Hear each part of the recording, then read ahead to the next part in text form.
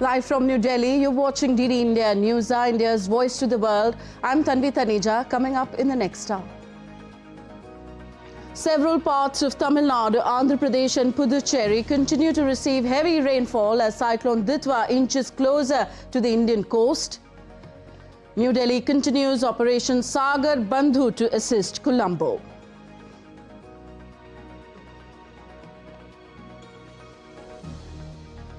PM Modi reflects on India's innovation and youth power in his radio program Mann Ki Baat, hails inauguration of world's largest LEAP engine MRO facility in Hyderabad, and induction of silent hunter INS Mahe into the Indian Navy.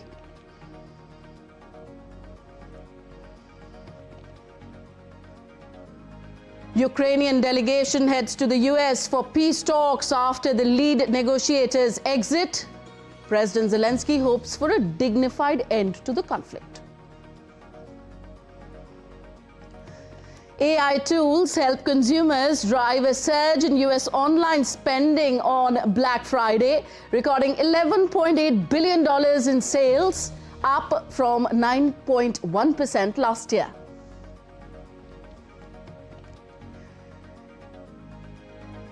And India eyes ODI redemption versus South Africa in the opening ODI of the three-match series in Ranchi today. Spotlight on veterans Rohit Sharma and Virat Kohli.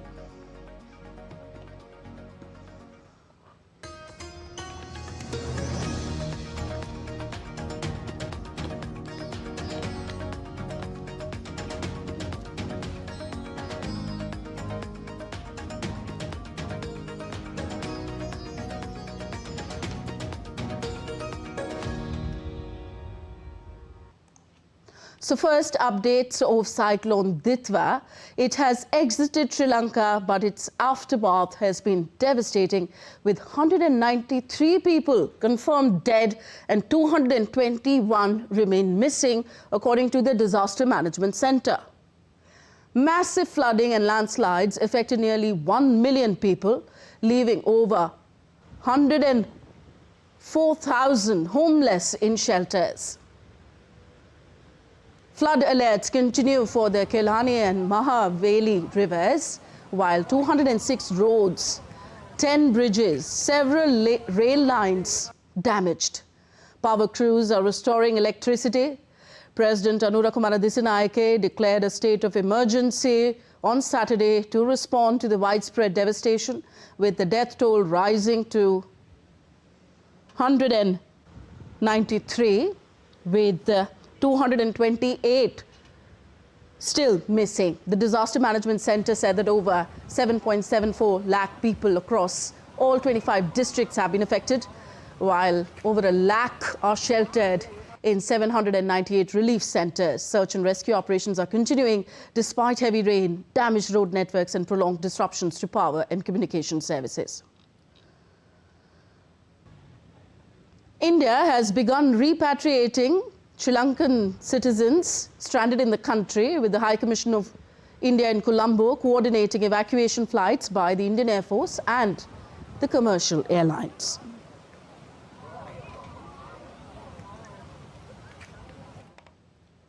Also, India has significantly expanded its humanitarian operations in Sri Lanka under Operation Sagar Bandhu as Cyclone Ditwah's aftermath continues to trigger severe flooding and landslides. Earlier on Saturday, 2 Indian Air Force aircraft brought in 21 tons of relief supplies and 80 National Disaster Response Force personnel now deployed to Puttalam and Badula, among the hardest hit regions, saving over 40 lives.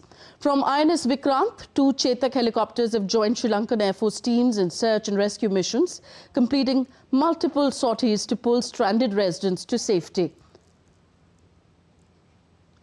In the evening, 2 Mi-17 V5 helicopters arrived in Sri Lanka with the essential humanitarian assistance and disaster relief cargo to reinforce the effort.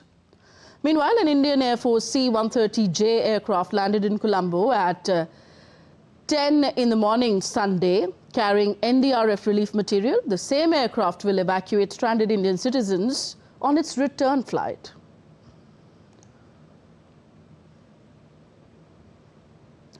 Now, India Meteorological Department has issued a red warning for the Indian southern states of Tamil Nadu, Puducherry, Andhra Pradesh, particularly for northern Tamil Nadu and southern Andhra Pradesh coasts, as cyclone storm Ditwah intensifies over the southwest Bay of Bengal. This morning, the storm was approximately 100 kilometers east-southeast of Cuddalore and 180 kilometers south-southeast of Chennai, with the core just 70 kilometers from the coast. Ditwah is moving northwards at 12 kilometers per hour, remaining parallel and very close between 30 to 60 kilometers to the Tamil Nadu-Puducherry coastline through this evening. A red alert is in effect for Tiruvallur and Ranipet districts, while Chennai, Kanchipuram and Chengalpattu are under orange alert. In Chennai, presently no rainfall has been reported, but in Delta districts, thousands of hectares of paddy fields have been submerged. Authorities advise residents in coastal and low-lying areas to remain vigilant.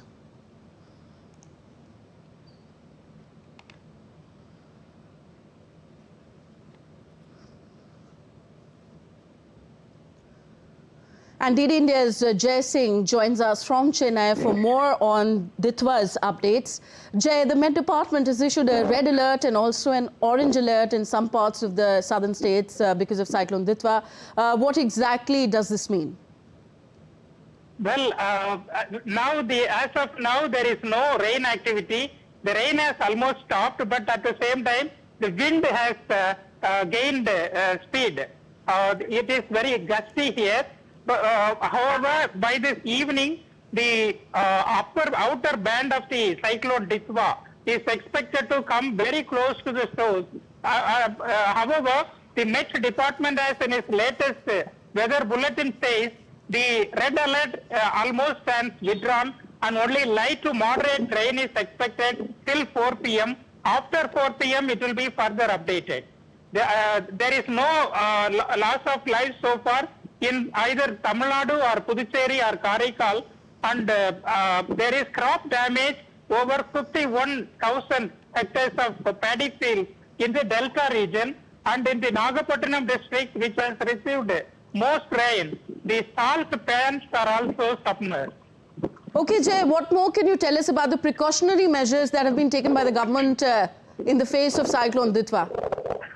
Well, as a precaution, the state government asked for 12 teams of NDRF who have already arrived and positioned at vulnerable districts, including Chennai and Delta districts, and they have asked for 10 more battalions, 10 more teams of NDRF who have also arrived from Vadodara and Pune.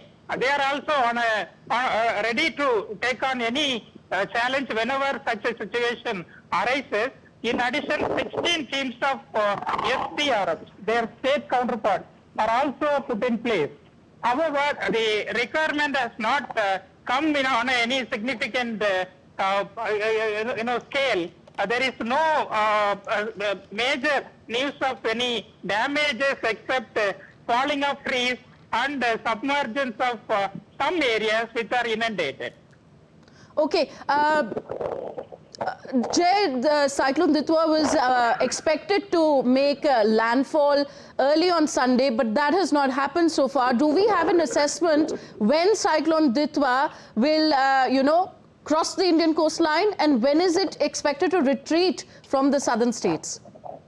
Well, as per the weather experts, what they are expecting is that it is not going to have any landfall at all. It is not going to cross the shores. It will be traveling parallel to the shores, and in the sea itself, on its way, it will weaken into deep depression by tonight, and then as a depression tomorrow when it reaches the southern Andhra coast. But it is no weather model is predicting of any landfall or crossing the shores. In the sea itself, it will, die out.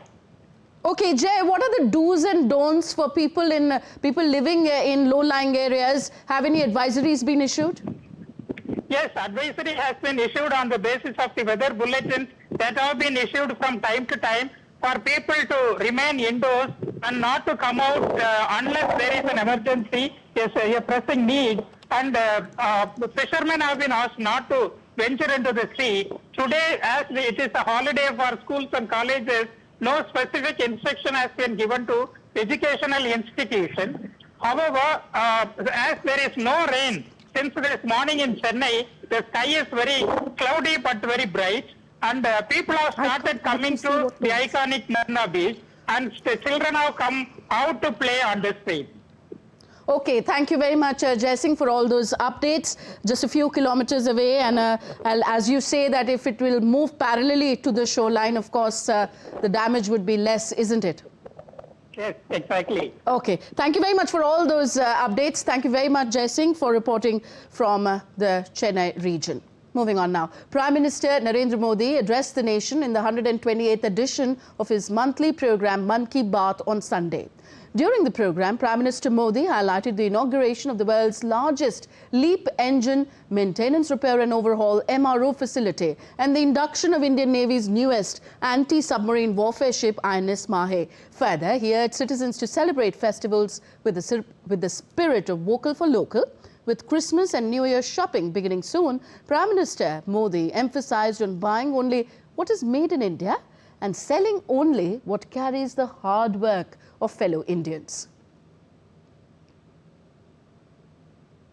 साथियों, मुझे खुशी है कि vocal for local की भावना को देश के करोड़ों लोगों ने अपने जीवन का हिस्सा बना लिया है। इस साल जब आप त्योहारों की खरीदारी के लिए बाजार में गए होंगे, तो एक बात आप सभी ने महसूस की होगी, लोगों की पसंद और घरों में आने वाले सामानों में एक साफ संकेत दिखाई दे रहा था कि देश स्वदेशी की ओर लौट रहा है। लोग अपने मन से भारतीय उत्पादों को चुन रहे थे। इस बदलाव को छोटे से छोटे दुकानदार ने भी महसूस किया। इस बार युवाओं ने भी वोकल फॉर लोकल अभियान को गति दी। आने वाले कुछ दिन में क्रिसमस और नए वर्ष पर खरीदारी का नया दौर शुरू होने वाला है। मैं आपको फिर याद दिलाऊंगा, वोकल फॉर लोकल का मंत्र याद रखें। खरीदें वही जो देश में बना हो, बेचे वही जिसमें किसी देशवासी की मेहनत लगी हो। So that was the 128th episode of Prime Minister's radio program Mann Ki Baat. You're watching DD India News Hour, still to come on the show. Donald Trump orders the closure of Venezuelan airspace. Venezuela condemns the closure as a colonialist threat.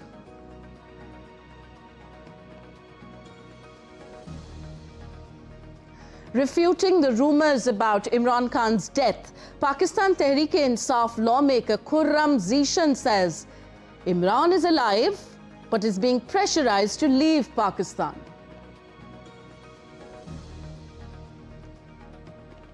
And global airlines race to fix Airbus jets. U.S. reports little disruption.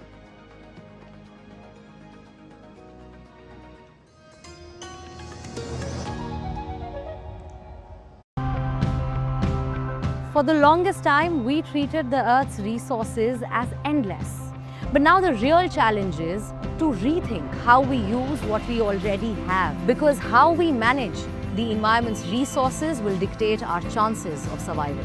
He applied finely crushed basalt rock on 2 of his 4 fields and says the difference is clear to see.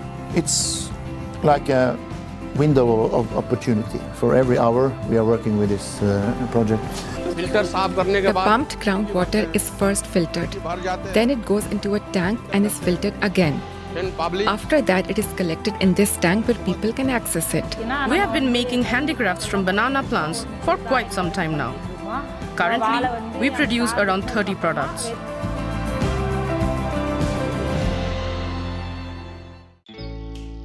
Jharkhand will mesmerize you with majestic nature, rich heritage and colorful culture. Johar. It fits perfectly. Thank you. Full workout ho gaya. Ready?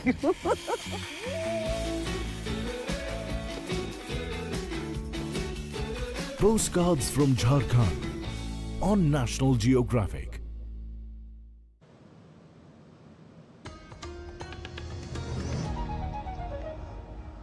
Welcome back. You're watching DD India News. I am Tanvi Taneja. Ukrainian negotiators are due to hold talks in the United States on Sunday on Washington's plan to end the conflict with Russia, with Kiev facing pressure on both the military and political fronts. The Ukraine team, now led by Rustem Umerov, is due to meet U.S. Secretary of State Marco Rubio and Special Envoy Steve Witkoff in Florida on Sunday. Washington has put forward a plan to end the more than 3-year-old conflict that is seeking to finalize with Moscow and Kiev's approval. An initial 28-point proposal drafted without inputs from Ukraine's European allies would have seen Kiev withdraw from its eastern Donetsk region, and the United States de facto recognized the Donetsk, Crimea and Luhansk regions as Russian. The United States pared back the original draft following criticism from Kiev and Europe, but the current contents remain unclear. So as Russia advances on the front line, its forces targeted Ukraine's capital and the region for 2 nights in a row ahead of the talks in the United States. A drone attack in the outskirts of Kiev killed 1 person and wounded 11 on Saturday night. The latest attack followed a Russian drone and missile attack on Friday night that killed 3 people and left hundreds of thousands across Ukraine without power. A Ukrainian security source said Kiev was responsible for attacks on 2 oil tankers in the Black Sea that it believed were covertly transporting sanctioned Russian oil. Meanwhile, Ukrainian President Volodymyr Zelensky will visit French President Emmanuel Macron in Paris on Monday as the Ukrainian leader finds himself in the most difficult political and military situation. The LSE Palace, in a statement, said that the 2 leaders will discuss the conditions of a just and durable peace following talks in Geneva and the U.S. peace plan. Zelensky was last in Paris on November the 17th. On to the Caribbean now. U.S. Navy vehicles patrolled southern Puerto Rico as the United States increased pressure on Venezuelan President Nicolas Maduro's government. President Donald Trump said that the airspace above and surrounding Venezuela should be considered closed in its entirety. In a statement, Venezuela's government condemned Trump's comments, describing them as a colonialist threat against the South American country's sovereignty and incompatible with the international law. The Trump administration has been weighing Venezuela-related options to combat what it has portrayed as Maduro's role in supplying illegal drugs that have killed Americans. The socialist Venezuelan president has denied having any links to the illegal drug trade. Trump has also authorized covert CIA operations in the country. 4 people were killed and 10 wounded in a shooting at a family gathering in California on Saturday night, with police calling the incident a targeted attack. The shooting took place inside a banquet hall in Stockton, northeast of San Francisco. Police said that the victims, who ranged from juveniles to adults, were taken to local hospitals, adding that information on the shooting was limited. Authorities are investigating into the matter, but have not provided any details about the shooter. Information remains limited. However, early indications suggest that this may be a targeted incident. Britain's government is set to propose a criminal justice system overhaul next week aimed at cutting a backlog of nearly 80,000 cases that has left thousands waiting years for justice. The Labour government, which has warned the number of cases waiting to be heard could rise by 2028 without action, saying that the reforms would take forward recommendations from a review conducted earlier this year. A Justice Secretary will outline proposals to modernize courts and speed up cases to put victims front and center. Some hearings are currently scheduled as far as 2030, and more than a quarter of cases wait over a year, leading many victims to drop out. In rape cases, around 60% of the complainants withdrew before reaching trial. Suggested reforms include creating a dedicated division for mid-level offences, reducing the use of juries for minor cases, and allowing judge-only trials in complex fraud matters. However, legal organizations have raised concerns, arguing that limiting jury trials risks undermining a fundamental safeguard.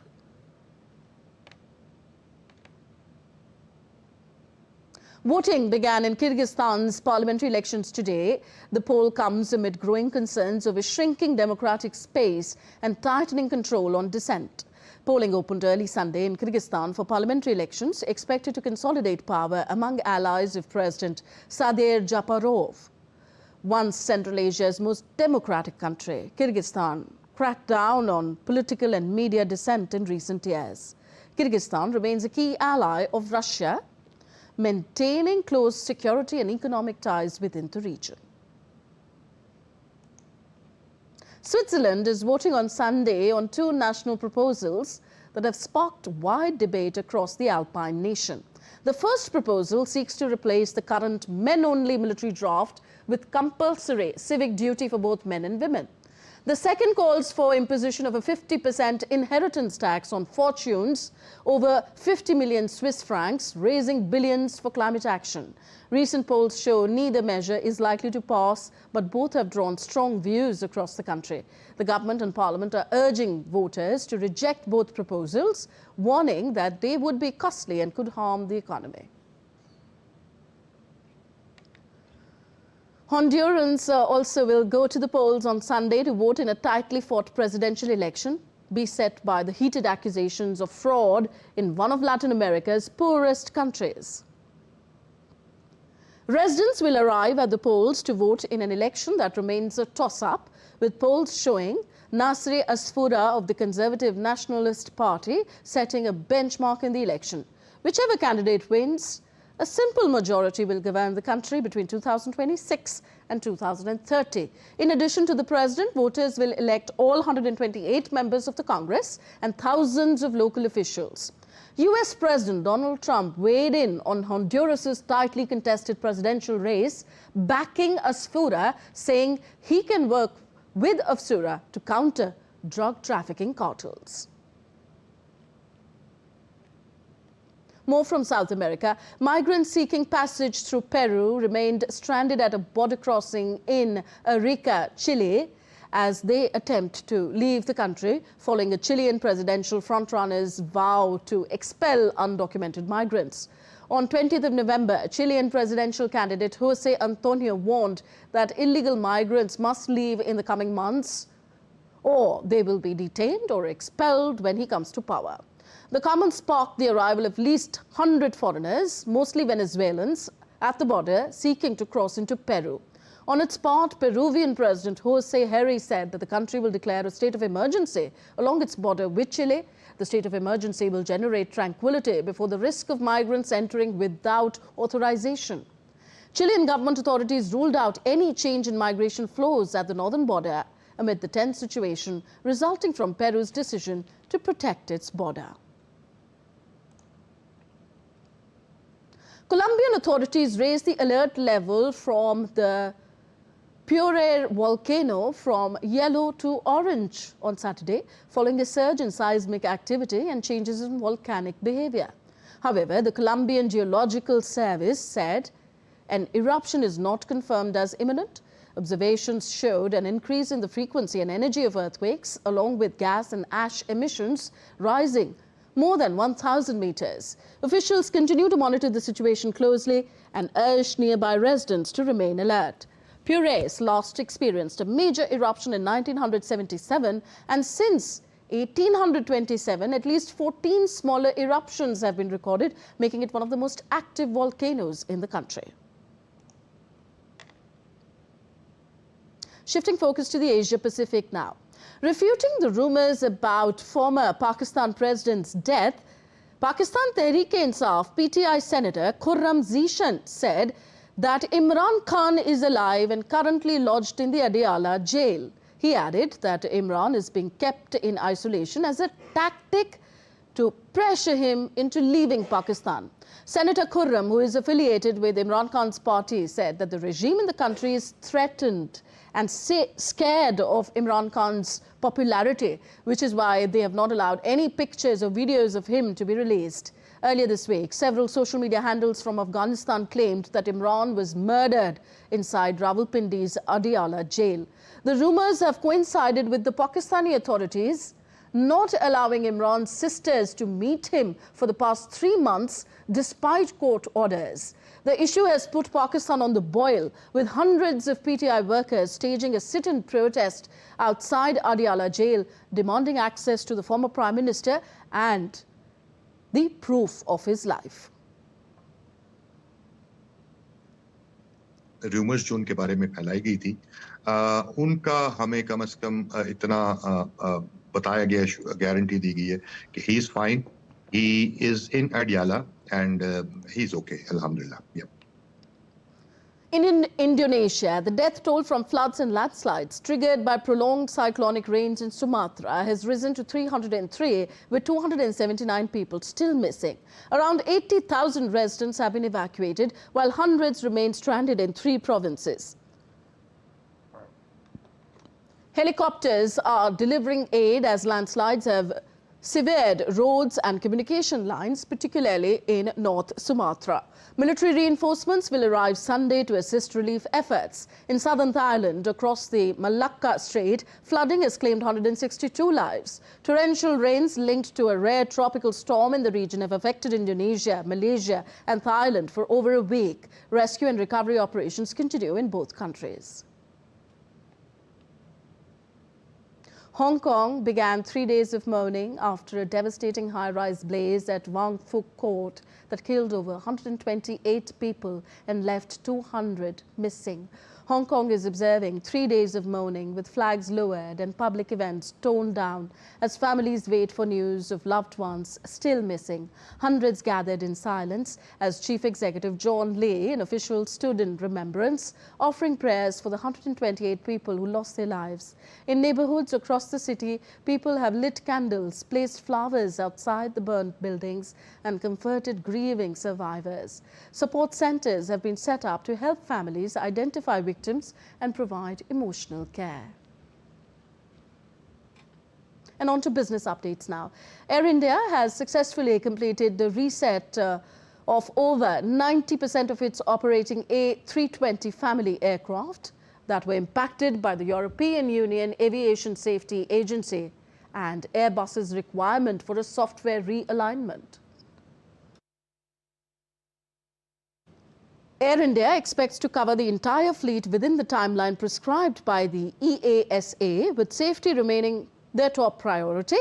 Rising to the occasion, the airline worked round the clock to ensure that there were no cancellations and the impact on schedule integrity across the network was minimal. Meanwhile, the global airlines scrambled to fix a software glitch on Airbus A320 jets as European plane maker halted hundreds of flights in Asia and Europe and threatened US travel over the busiest weekend of the year. Several carriers on Saturday said that they had finished or nearly completed the fix to their fleets. Many reported no impact on operations. The overnight effort by airlines appeared to help head off the worst-case scenario and cap the number of flight delays in Asia and Europe and the United States. Artificial intelligence-powered shopping tools boosted U.S. online spending this Black Friday. More shoppers skipped stores and used chatbots to compare prices this time. AI-driven shopping support played a major role in a surge of U.S. online spending during Black Friday, with consumers relying on chatbots to find deals amid concerns over tariff-linked price hikes. Data from Adobe Analytics showed online spending hit a record $11.8 billion, marking a 9.1% rise from 2024 based on tracking 1 trillion retail website visits. Adobe noted that AI-related traffic to U.S. retail websites jumped 805% from last year. Discount levels remain largely unchanged from 2024, with retailers constrained by rising costs and shoppers using AI tools to locate the most competitive deal. So shoppers across the U.S. poured into stores on Black Friday, calling the deals some of the best they have seen. Many said that the discounts helped them to grab big-ticket items they had been waiting for. It's very good. They got very good stuff here. Each and every item out here is very nice. It's very nice. You just want to go and pick up like a MP3 player or headphones or a phone, and you get a charge of it later with your money or whatever money I have. You know what I mean? Less just fun to do together. If we find some great deals, then good. But it's a nice time. Well, this is the first year I have off on Black Friday, so I'm actually trying to take advantage of it. But I usually don't go out on Black Friday because it's usually really crowded, but there's nobody here right now. So. And next we take a look at other stories making news around the world. British playwright Tom Stoppard, known for his sharp wit and inventive storytelling, passed away at the age of 88. Stoppard first rose to fame with Rosencrantz and Guildenstern Are Dead, an absurdist tragic comedy built around two side characters from Shakespeare's Hamlet. He also won an Academy Award for writing the screenplay of the 1998 film Shakespeare in Love, cementing his legacy across both stage and screen. Thousands of military history fans from about 20 countries gathered in southern Czech Republic to reenact the Napoleonic Battle of Austerlitz on its 220th anniversary. The yearly event recalls one of the bloodiest moments of the campaign, where tens of thousands were killed in the battle.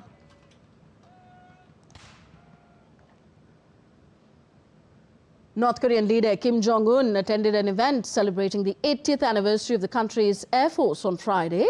He was seen with his daughter Ju-ae as they inspected Air Force personnel and observed jets carrying out aerial maneuvers.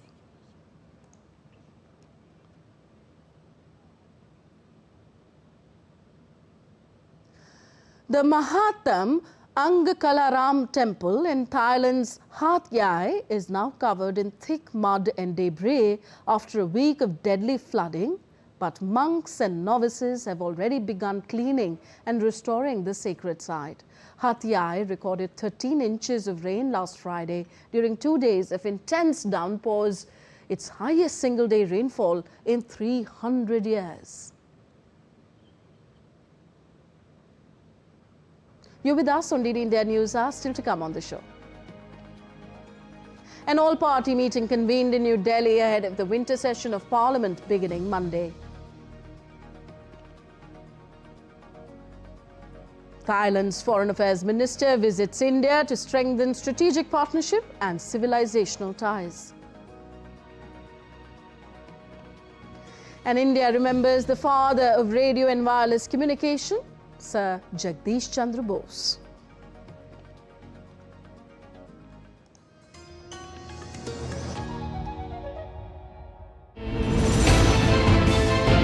Geopolitics and trade deals. Economic challenges amid development. Hard work and the path to prosperity. It's the economy always. Between walkers, money is what money does and says. Supply creates its own demand. Between the bulls pulls and bears tears. When supply chains globalization and India rises to the podium. We'll get you centered with the Economic Brief at 8 p.m. every Thursday on DD India.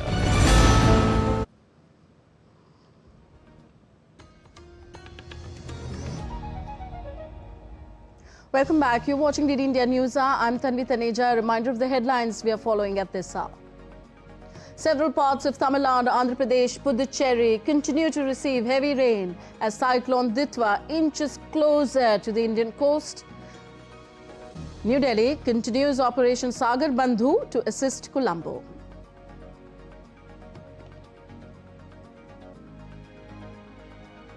Prime Minister Modi reflects on India's innovation and youth power in his radio program Mann Ki Baat, hails inauguration of world's largest LEAP engine MRO facility in Hyderabad, and induction of silent hunter INS Mahe into the Indian Navy. Ukrainian delegation officials head to the U.S. for peace talks after lead negotiators exit. President Zelensky hopes for a dignified end to the conflict. And artificial intelligence tools help consumers drive a surge in U.S. online shopping on Black Friday, recording $11.8 billion in sales, up from 9.1% from last year.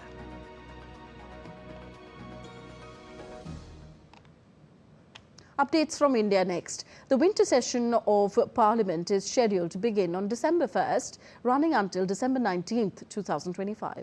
Ahead of the session, the government held an all-party meeting on Sunday where Parliamentary Affairs Minister Kiren Rijiju met floor leaders from both houses and sought cooperation for smooth functioning of the Lok Sabha and the Rajya Sabha.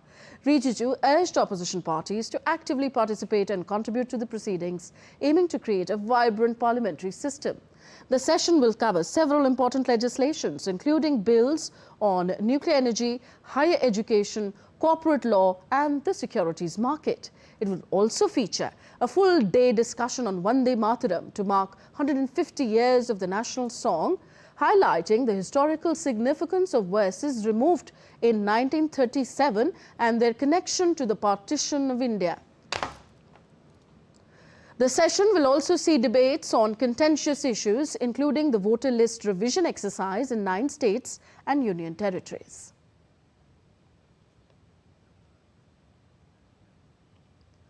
Vice President C.P. Radhakrishnan said that research and innovation are the twin engines that will drive India's journey towards technological leadership. Delivering his address as chief guest at the 20th convocation of the National Institute of Technology in Kurukshetra on Sunday, he also asked young graduates to always stay away from drugs. The Vice President said that in today's world, every field is undergoing transformation at a pace humanity has never seen before. Technology is an evolving and rapidly, and in today's world, each field is undergoing transformation at a pace humanity has never seen before.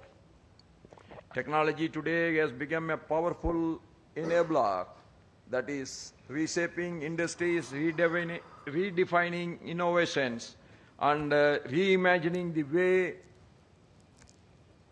we live and work. Everything is changing.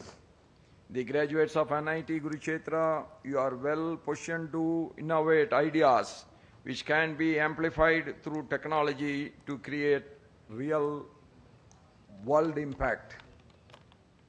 Thailand's Foreign Affairs Minister Sehasak Phuangketkeow arrived in New Delhi on a 4-day visit to India. India's External Affairs Ministry said that the visit is an occasion to strengthen strategic partnership and enduring civilizational ties. According to an MEA release, the Thai Foreign Minister will hold official engagements in the capital on November 30th. On December 1st, Sehasak Phuangketkeow will meet his counterpart, External Affairs Minister S. Jaishankar, at Hyderabad House for bilateral discussions. The delegation departs from India on December 2nd. The National Defence Academy, NDA, conducted 149th Passing Out Parade in Pune. The parade is referred as one of its most prestigious and emotionally powerful ceremonies. The Passing Out Parade of the 149th course, scheduled on 30th November 2025, this grand parade marks the culmination of the 3 years of disciplined training, academic learning, physical endurance, and leadership development that shape young cadets into future officers of the Indian Armed Force. Navy Chief Admiral Dinesh K. Tripathi, addressing the event, echoed Prime Minister Narendra Modi's view that the road to peace lies in honestly confronting and resolving the concerns that arise along the way.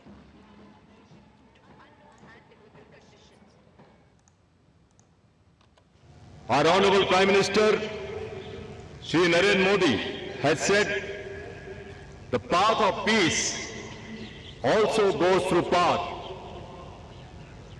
And you embody the path that safeguards peace. And today's spectacular parade has reaffirmed that conviction.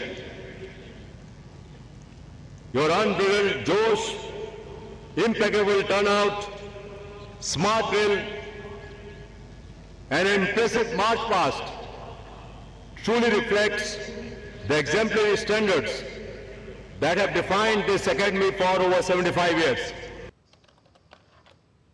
The crew of Indian naval ship Sahyadri on Sunday conducted a joint yoga session with the Philippine Navy personnel. Taking to social media platform X, spokesperson of the Indian Navy said that the crew of INS Sahyadri during port call at Manila, the Philippines, conducted a joint yoga session with the Philippine Navy personnel, promoting health, mindfulness and reflecting India's message of wellness, unity and harmony.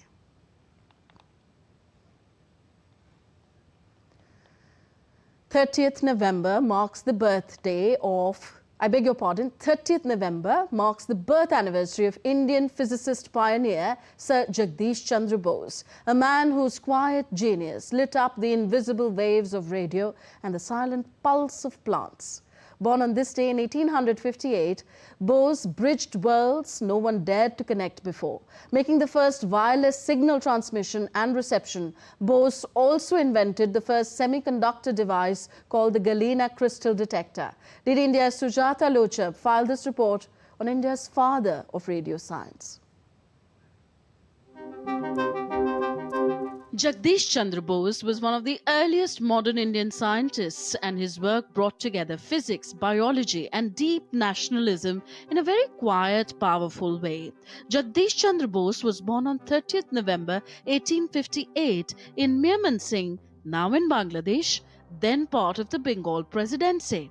His father, Bhagwan Chandra Bose, encouraged him to study in a Bengali medium school first so that he stayed rooted to his culture and language. Bose later studied in Kolkata, completed his BSc from St. Xavier's College and then went to London and Cambridge to study natural sciences. In the 1890s, Bose carried out pioneering experiments on radio and microwave waves, demonstrating wireless transmission of signals over distance well before wireless became commercial. He was the first person to use semiconductor junctions as radio detectors, an approach recognized today as an early step towards modern solid-state electronics.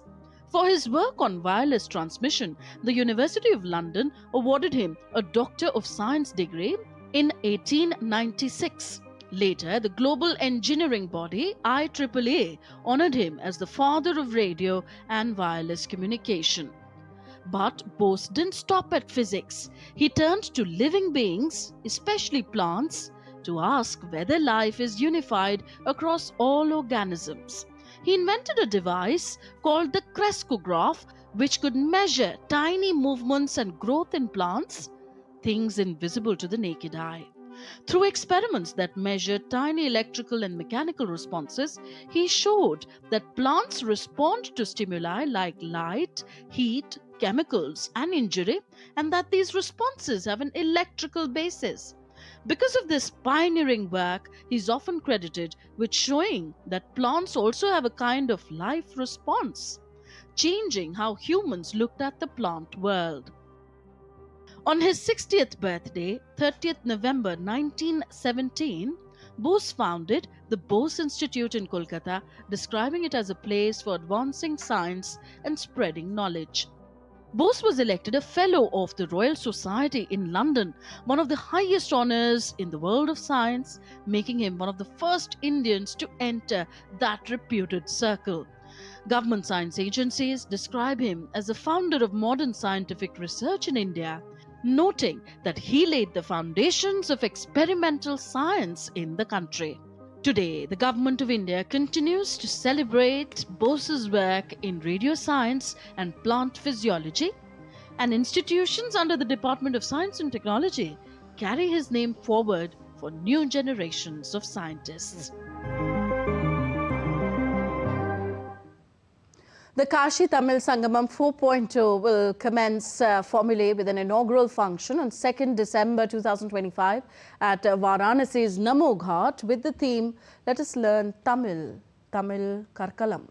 The theme underscores the message that all Indian languages belong to one family. The first train left Kanyakumari with 45 delegates on Saturday and will reach on the 1st of December to Banaras.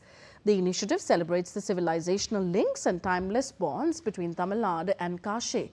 Over 1,500 delegates will participate in a series of knowledge-sharing sessions aimed at fostering deeper understanding of India's diverse cultural traditions. During the 8-day tour, participants from Tamil Nadu will explore Varanasi and nearby regions, including Prayagraj and Ayodhya, gaining immersive exposure to different facets of life in these cultural centers. They will also visit places of religious and historic significance.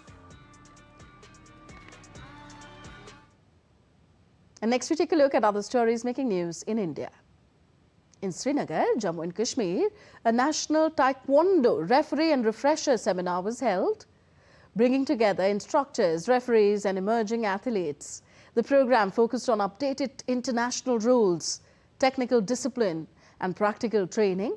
Participants called the initiative an important step in boosting martial arts culture in Jammu and Kashmir while opening new opportunities for young sportspersons. In Assam's Dibrugarh, tea garden workers are celebrating the passage of the Assam Land Allotment Bill. The bill promises to secure land rights to thousands of plantation families for the first time. The move is being seen as a long-awaited step towards ownership for communities who have lived and worked on tea estates for generations. And in a remarkable achievement, 14-year-old Ganika Jakhar secured a place in the International Book of Records for her exceptional Kathak performance, earning her the title the Fire Girl. Ganika stunned evaluators with her speed, stamina and precision, showcasing advanced footwork and expressive performance far beyond her age. Still to come on DD India News Hour. Indian hockey team to face Belgium in the final of Sultan Azlan Shah Cup in Malaysia's Ipoh today.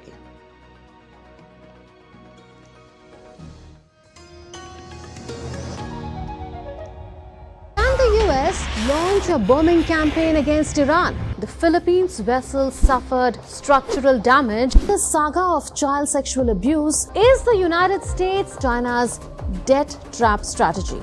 Truth is stranger than fiction. But sometimes hard to uncover.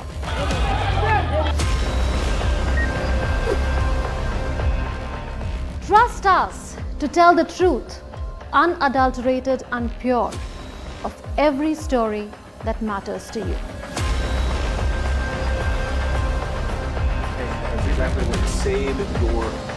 You read between the lines, cut the clutter and connect the dots to get you the full picture. Watch Connecting the Dots at these times with me, only on DD.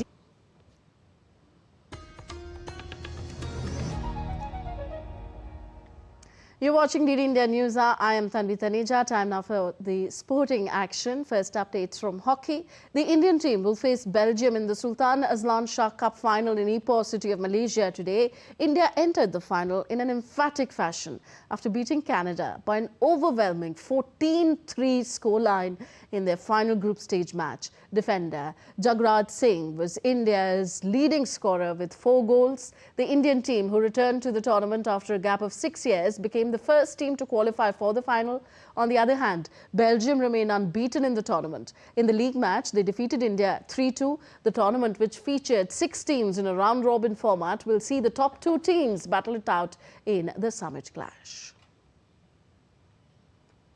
Former world number 1 Kidambi Srikanth moved into the men's singles final at the Syed Modi International Badminton Tournament in Lucknow. Srikanth defeated compatriot Mithun Manjunath 21-15, 19-21, 21-13 in the semis. The first game saw Srikanth race to an 8-2 lead before closing out the opener. He made a brisk start in the second game, but Manjunath clawed his way back to win the second game and force a decider. In the final game, Srikanth took control of proceedings from the outset, leading from start to finish en route to victory. Srikanth will face Jason Gunawan of Hong Kong, China in the final on Sunday. A cycle parade was held in New Delhi with an objective to spread awareness regarding pollution and measures to curb it. Teams from various Indian security forces, along with civilians, participated in the parade. The campaigns aim to promote cycling as it is one of the most accessible and effective forms of exercise. It is also an eco-friendly mode of transport that contributes to reducing pollution and building a greener planet. The initiative aims to promote cycling as a sustainable, inclusive and eco-friendly form of exercise with numerous health benefits. In the first ODI match against Team India, South Africa's stand-in skipper Aiden Markram won the toss and elected to bowl first at the JSCA International Stadium Complex in Jharkhand's Ranchi. India lost opener Yashasvi Jaiswal early for 18 runs, though opener Rohit Sharma and Virat Kohli are on the crease and have secured the 80-plus run partnership as the score now stands for 122 for just one wicket.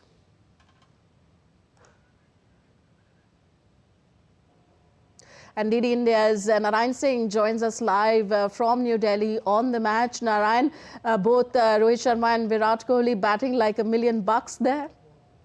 Definitely, Tanvi. All eyes were on both the veterans, Virat Kohli and Rohit Sharma, and we know that they are under scrutiny because their age. One player is of 37-year-old Virat Kohli and 38-year-old Rohit Sharma. So, in the context of the 27 ODI World Cup, all eyes are on them, and their performance will be scrutinized every time. We know that the last time around they helped India to win the match, the third ODI in Australia, where Rohit Sharma scored a century, 121 runs, and again he is looking in the same form, and Virat Kohli too, who scored 74 runs in the previous ODI against Australia. So it's looking good for the Indian cricket, definitely, the way after losing the Test series 2-0, whitewashed by the South Africa, and now India in this format. The best team in the world, if you take a look their record, they won the Asia Cup, they won Champions Trophy in the format, and they were in the finals of the 2023 ODI World Cup. So definitely, if we talk about the white ball cricket, India is the best team. They have the plethora of talent. Talking about in today's match too, Rishabh Pant has no place in the team. If you take a look, Rituraj Gaikwad has been placed in the team for today's match. In the future, he will be there or not, it's difficult to say. And talking about KL Rahul is the captain. He is the third captain representing India in the India's third successive international match. In the first match, if you talk about the test match of this series, where Shubman Gill was the captain, he got a neck injury. He was out of the match and out of the tournament. After that, we saw Rishabh Pant captaining the team in the Guwahati for the second test match that India lost. So again, here we are witnessing a third captain. KL Rahul, I think this sort of for the long term, for the long perspective, I think it's not good for the team. But right now, the way, kudos to our veterans, the way they are playing, and definitely if things will go like this only, India will put a good total here on the board. And in such conditions, I think the situation will be difficult. And one important point, Tanvi, is that today India has lost the toss in the ODI is the 19th consecutive time. It's a record. So there is no use of toss. I think the opponent team should be given the right. You go whatever you want to decide and you want to play. Okay, so what can India do to be able to win tosses? Of course, it's in nobody's control. Never mind. Narayan, yes, you mentioned about the total that it's. I mean, the way it looks like as of now, 139 for 1 in about 18 overs. It will be a high-scoring match. Talk to us a little bit about Ranchi's pitch that is on display here. Is it going to support even the batters in the second half? If you talk about Tanvi, it's a slower pitch, and you can't. Rarely we will see the 300 plus score here. I think once only 300 plus score run has been chased here, and the average is around 240, 270, something like that. So even if India, I think here scores a decent score, the way the things are going, currently the run rate, if you take a look, it is around 7 when I saw it. So if India goes with this run rate, definitely it will be a Herculean task for this South African team, because if you take a look, the record of South Africa in this format, the ODI format, definitely it's a big difference between the two teams. India is regularly dominating this format of the game. If you take a look in the past, as I mentioned, India won the Asia Cup, then Champions Trophy, and also they were in the finals of the World Cup 2023, where they lost only one match, that was against Australia in the final. So in this format, I think no team could just give a stiff challenge to India. Even the fact is that multiple number of players are not there. Their captain is not there, he's injured. The vice captain Shreyas Iyer is not there. If you take a look today's match, the Tilak Verma, who helped the India to win the Asia Cup in the final against the Pakistan, he's not there, he's in the bench. So plethora of talent. I think it's a selection dilemma. It's a big headache for the selectors to whom to pick and whom to drop. So in that sense, it's a big headache for the selectors and management too. Okay, we leave it here. Thank you very much, Narayan Singh, for joining us and giving us an analysis on where the Indian ODI team is headed for now. All right, next updates from South American club football. Flamengo defeated Palmeiras 1-0 to win the Copa Libertadores in Peru. They've become the most successful Brazilian team in the history of South America's top club competition by lifting the title for the 4th time. A second-half goal from Flamengo's Danilo settled a scrappy encounter in Lima. This was the 5th Libertadores final in the past 6 seasons to feature 2 clubs from Brazil. Flamengo's win avenged their 2-1 defeat to Palmeiras in 2021 final and left the famous Rio de Janeiro club firmly on course for a hat-trick of trophies this year. That's all for this edition of DD India News Hour. Do let us know your thoughts on the news of the day. Connect with us on our different social media handles at DD India Live, and you can also download our DD India mobile app for quick news and updates on the go. We'll be back with more news as it breaks here on DD India. I'm Tanvi Taneja from all of us here in New Delhi. Thank you for watching. Namaskar.